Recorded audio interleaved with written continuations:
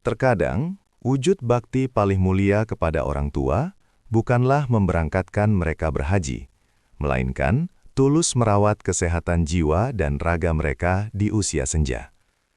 Banyak dari kita sebagai anak memiliki satu impian luhur, yaitu melihat senyum bahagia kedua orang tua kita saat menatap tempat suci keagamaan secara langsung. Namun, seringkali kita dihadapkan pada sebuah realita yang menguji pemahaman kita tentang makna ibadah itu sendiri. Fisik orang tua yang sudah mulai rapuh dan rentan terhadap penyakit membutuhkan perhatian yang jauh lebih besar daripada sekadar memenuhi ambisi perjalanan spiritual yang jauh dan melelahkan. Merawat mereka dengan kelembutan di rumah adalah ibadah yang seringkali terluput dari pandangan kita. Tidak dapat dipungkiri bahwa niat untuk memberangkatkan orang tua ke tanah suci adalah sebuah cita-cita yang sangat mulia dan dianjurkan. Setiap anak pasti ingin memberikan hadiah terbaik di sisa umur orang tua mereka sebagai tanda terima kasih.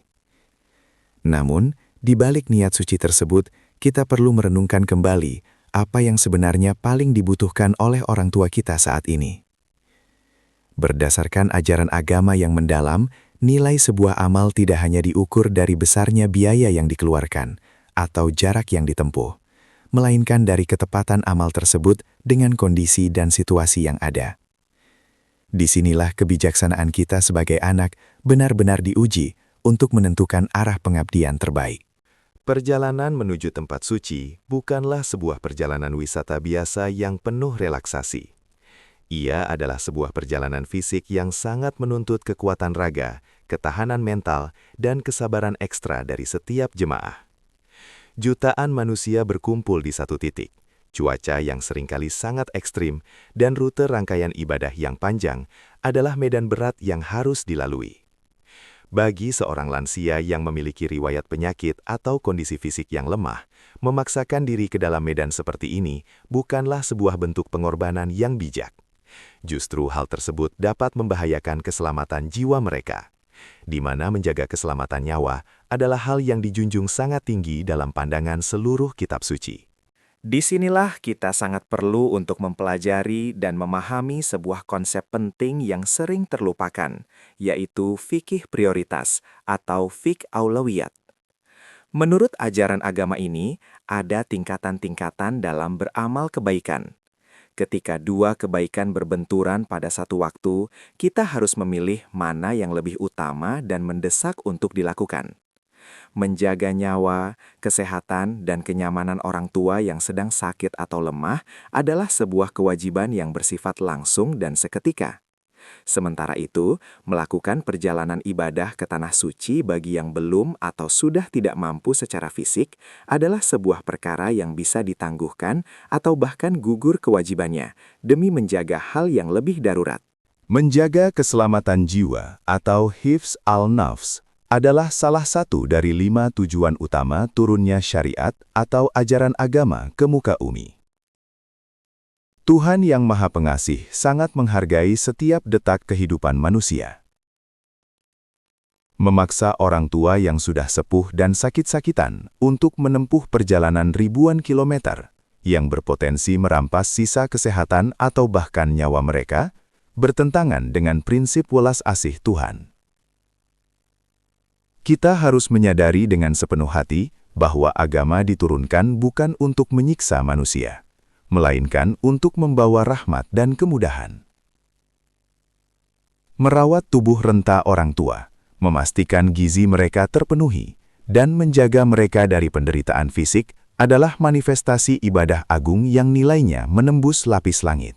Berdasarkan pedoman kitab suci, kewajiban melakukan perjalanan ibadah besar secara fisik diwajibkan hanya bagi mereka yang benar-benar mampu secara utuh atau disebut istitoah.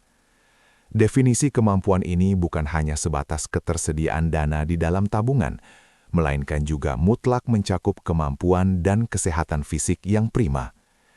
Jika raga sudah tidak lagi sanggup menopang perjalanan panjang, maka Tuhan yang Maha Pengasih telah menggugurkan kewajiban tersebut tanpa sedikit pun mengurangi derajat kedudukan hambanya. Memahami batas kemampuan fisik ini adalah bentuk ketundukan tertinggi kita kepada ketetapan takdir Tuhan. Oleh sebab itu, tidak perlu ada rasa penyesalan ketika kita membatalkan perjalanan tersebut demi kebaikan orang tua kita. Terkadang ada tekanan yang tidak kasat mata dari lingkungan sosial di sekitar kita, yang membuat kita merasa kurang berbakti jika belum mampu memberangkatkan orang tua ke tanah suci. Tekanan sosial inilah yang seringkali membuat pikiran kita buta terhadap peringatan kondisi medis mereka yang sebenarnya. Memaksakan keberangkatan fisik dengan mengabaikan nasihat medis sama saja dengan menjerumuskan orang tua kita tercinta ke dalam penderitaan dan kebinasaan. Agama melarang keras tindakan gegabah yang dapat membahayakan diri sendiri maupun orang lain. Sebuah niat yang baik haruslah dieksekusi dengan cara yang bijaksana dan didasari ilmu yang benar, bukan sekedar menuruti ambisi emosional yang justru mengorbankan kasih sayang sejati. Sesungguhnya, pintu surga yang kita dambakan tidak hanya terbuka megah di tanah suci sana, melainkan ada di dalam rumah kita sendiri, terhampar tepat di bawah telapak kaki dan di sisi ranjang orang tua kita yang rentah. Merawat mereka yang sedang sakit, membersihkan kotoran mereka dengan penuh kesabaran, mendengarkan keluh kesah pelan mereka di keheningan malam hari, dan memastikan tubuh renta mereka bisa tertidur dengan nyaman, adalah bentuk bakti harian yang sangat luar biasa mulianya.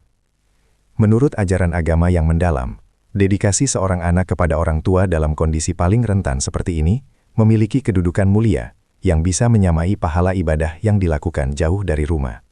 Setiap suapan makanan bergizi yang kita berikan dengan sabar ke mulut orang tua kita yang lemah, setiap tetes obat yang kita pastikan masuk untuk meredakan rasa sakit di sekujur tubuhnya, dicatat dengan tinta emas sebagai amal kebaikan yang tiada taranya. Kitab suci mengajarkan bahwa ketika kita ikhlas merawat orang yang sedang sakit, rahmat kedamaian akan turun memayungi rumah tersebut. Terlebih lagi, jika yang terbaring lemah itu adalah pahlawan hidup yang telah melahirkan dan membesarkan kita dengan peluh keringatnya. Tidak ada perjalanan ibadah yang lebih mengharukan di saat seperti itu, selain perjalanan batin kita untuk melayani orang tua dengan penuh cinta kasih setiap detiknya. Bagi seorang anak yang telah mengerti hakikat berbakti, kamar tidur orang tua yang sedang menanggung kelemahan usia adalah tanah sucinya sendiri. Di sanalah ia berputar mengelilingi setiap kebutuhan sang ayah, memastikan tak ada yang kurang. Di sanalah ia mondar-mandir mencarikan obat atau sekadar segelas air hangat di tengah malam yang dingin. Di sanalah ia berdiam diri, merenungi kefanaan kehidupan, dan meneteskan air mata mendoakan kesembuhan orang tuanya. Segala esensi pengorbanan tertinggi, kepasrahan raga, dan cinta tulus kepada Tuhan termanifestasi secara luar biasa sempurna dalam rutinitas sunyi merawat orang tua. Kesucian niat di dalam rumah inilah yang membuatnya terasa bagaikan surga di bumi. Seringkali dalam dinamika bermasyarakat, tantangan terberat kita bukanlah masalah finansial atau ketiadaan waktu luang, melainkan keberanian untuk melepaskan gengsi dan ekspektasi semu lingkungan sosial. Terdapat anggapan keliru yang sering menstereotipkan bahwa anak yang sukses adalah anak yang selalu mampu menerbangkan orang tuanya jauh ke luar negeri untuk pembuktian ibadah. Namun, kita harus teguh mengamalkan prinsip fikih prioritas. Kita dihidupkan di dunia ini bukan untuk mengemis pujian dari lisan manusia, melainkan untuk berburu ridho mutlak dari Sang Pencipta semesta.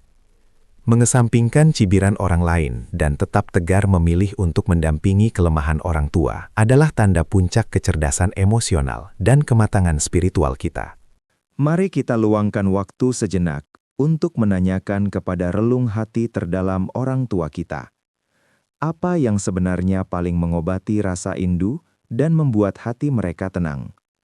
Apakah sebuah perjalanan jauh yang menguras peluh dan tenaga? Ataukah sekadar kehadiran fisik anak-anaknya di sisi mereka pada fase senja kehidupannya? Seringkali tanpa kita sadari, orang tua yang telah rentah hanya menginginkan sapaan lembut, sentuhan kasih sayang, dan kehadiran kita secara nyata.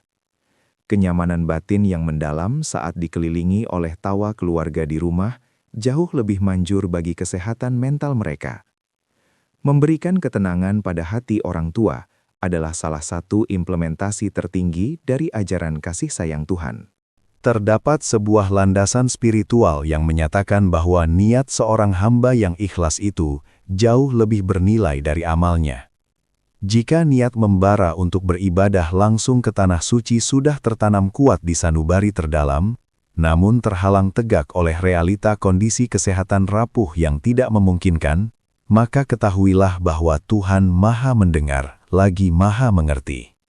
Pahala sempurna dari niat yang tulus tak bersyarat tersebut telah terukir abadi di langit. Orang tua kita sama sekali tidak merugi sedikit pun di mata Tuhan. Justru, keridoan mereka menerima ketetapan takdir fisik, ditambah dengan kelembutan kita merawat mereka, akan melipat gandakan timbangan kebaikan kelak di hari perhitungan amal abadi. Di era modern yang serba cepat ini, kita dibombardir oleh berbagai ekspektasi dan keharusan yang seringkali mengaburkan akal sehat. Memiliki pemahaman agama yang jernih dan utuh akan senantiasa menuntun langkah kita untuk menempatkan segala sesuatu secara adil pada porsinya. Memuliakan orang tua dengan sepenuh jiwa berarti sigap melindungi tubuh mereka dari segala resiko yang dapat mendatangkan mara bahaya. Memaknai ulang konsep bakti di zaman ini tidak bermakna kita menyepelekan anjuran luhur agama, melainkan kita semakin mengerti kapan sebuah keinginan harus ditahan demi kewajiban lain yang jauh lebih darurat. Menjaga utuhnya kesehatan orang tua di sisa usia mereka adalah puncak dari kebijaksanaan sang anak. Pada akhirnya, segala muara dari pengabdian dan ibadah yang kita kerahkan sepanjang hayat adalah semata-mata demi menggapai ridho dari Sang Maha Pencipta. Dan ajaran agama telah mematrikan sebuah kepastian mutlak bahwa ridho Tuhan terletak pada ridho kedua orang tua kita. Tidak ada hal lain yang menggetarkan hati orang tua selain merasa dicintai, dihargai eksistensinya, dan dirawat dengan penuh kelembutan persis di saat raga mereka tidak lagi tegak berdiri. Keputusan besar untuk senantiasa memprioritaskan senyum, kesehatan, dan ketenangan jiwa mereka di atas obsesi perjalanan fisik yang menyiksa adalah mahkota kedalaman iman sejati kita. Semoga kedamaian selalu tercurah bagi kita yang memuliakan orang tua.